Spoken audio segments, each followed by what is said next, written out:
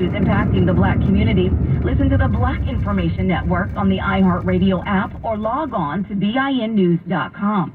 Follow us on Facebook, Instagram, TikTok, and Threads at Black Information Network and on X at BlackInfoNet. I'm Mimi Brown along with Bree Wood on your home for 24/7 News, the Black Information Network.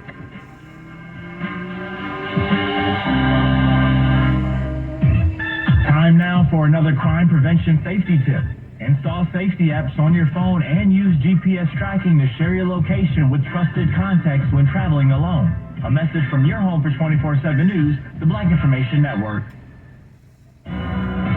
Get the Black news that matters in 30 minutes on the Black Information Network, the Bay Area's BIN 910. Your money on the Black Information Network. Did you know there are lots of ways to save money on your car insurance? First and foremost, if you are in the market for a new or used car, shop around for insurance before you buy. That's because insurance companies are evaluating the risk. That includes your credit, driving history, and how much it will cost the insurance company to repair or replace your vehicle. The higher the risk, the more you will pay every month for insurance. The second thing you can do is raise your deductible. The higher your deductible will lower your monthly premiums will be. Just remember, if you do have an accident, your deductible will have to be paid before the insurance company pays their part of the claim. And number three, if you have two separate policies for your homeowners and car insurance, ask your insurance company about bundling the two together. Number four, set up an automatic payment. By doing so, you can save an average of $5 a month. And finally, pay in full. On average, that will save you about 20%. Money news at 24 and 54 minutes past each hour. I'm Nicole Beal on your home for 24/7 News, the Black Information Network, and BINnews.com. All the Black news you trust every 30 minutes on the Black Information Network. The Bay Area's BIN 910. I'm Bree Wood. And I'm Mimi Brown on your home for 24/7 News, the Black Information Network. The United Negro College Fund and 6 historically black colleges and universities have signed a historic agreement to launch HBCUV, a digital learning and community engagement platform. According to the Middle East North Africa Financial Network, this initiative seeks to enhance educational experiences by combining cutting-edge digital tools tailored for HBCU students. The platform was unveiled at the Unite 2024 Summit and promises to encourage collaboration and success among students, faculty, and staff. Donald Trump says he has agreed to 3 debates in September against Vice President Kamala Harris. At a press conference from his Mar-a-Lago home in Florida, Trump said the debates would be on Fox News, ABC, and NBC. Well, I look forward to the debates because I think we have to set the record straight. Why is it that millions of people were allowed to come into our country from prisons, from jails, from mental institutions, insane asylums? So far, the vice president has agreed to the September 10th debate on ABC. And Greenville, Louisiana is abandoning its plan to build an $800 million grain export facility in the historic black town of Wallace in St. John the Baptist Parish. The company made the announcement on Tuesday, blaming the cancellation of the Wallace Grain Export Facility on continuous permitting delays by the U.S. Army Corps of Engineers.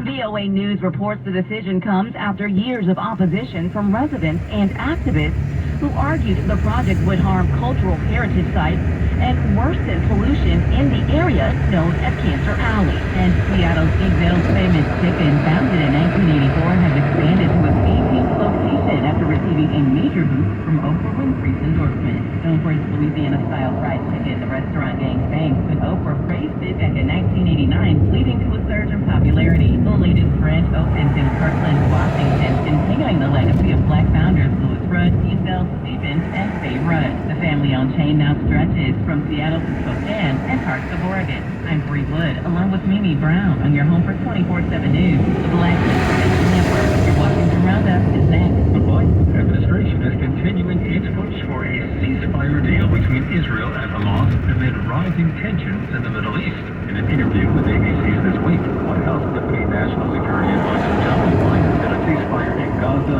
is priority number 1 in the conflict.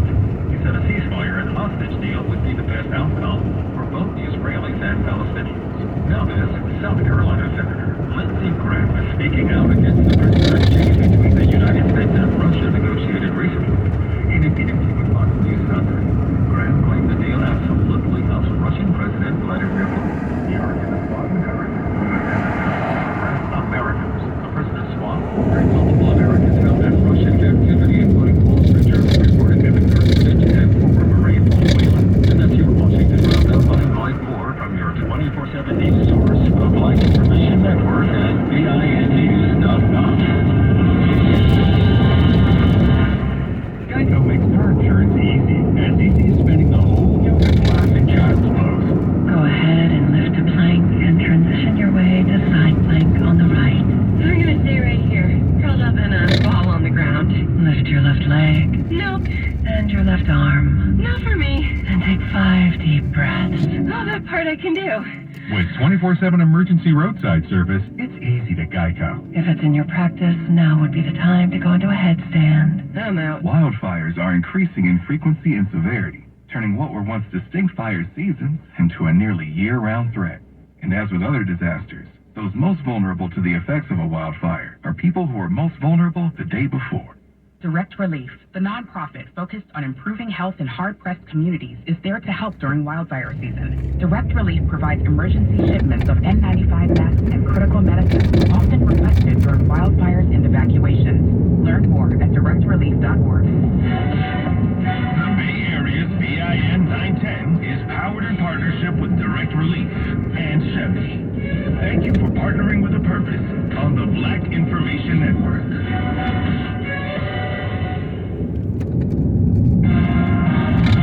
I'm Tariq Williams. This is the latest on the Black Information Network. Former Chicago, Illinois Mayor Lori Lightfoot, who is black, is disclosing a bleak financial picture of the South suburban village of Dalton.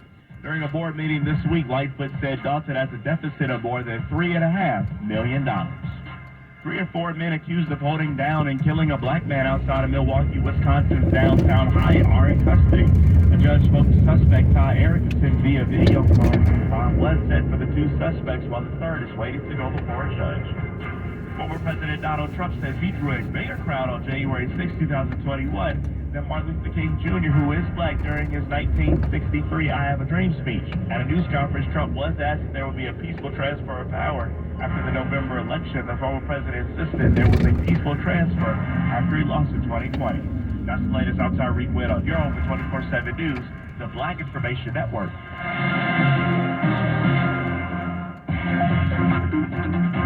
I'm Andrea Coleman in for Terry McCready. And I'm Kevin Brown on your home for 24/7 News, the Black Information Network. Donald Trump is questioning Vice President Kamala Harris's sudden rise as the Democratic presidential nominee. And because of political reasons or because of being politically correct, even though she never received a vote. Don't forget, she was the first one defeated. Trump made the remarks at a press event from his Mar-a-Lago home in Florida.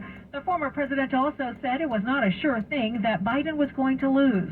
This was Trump's first public appearance since Harris became the nominee and selected Minnesota Governor Tim Walz as her running mate. The White House is condemning remarks by Congresswoman Cori Bush about going after a pro-Israel lobbying group.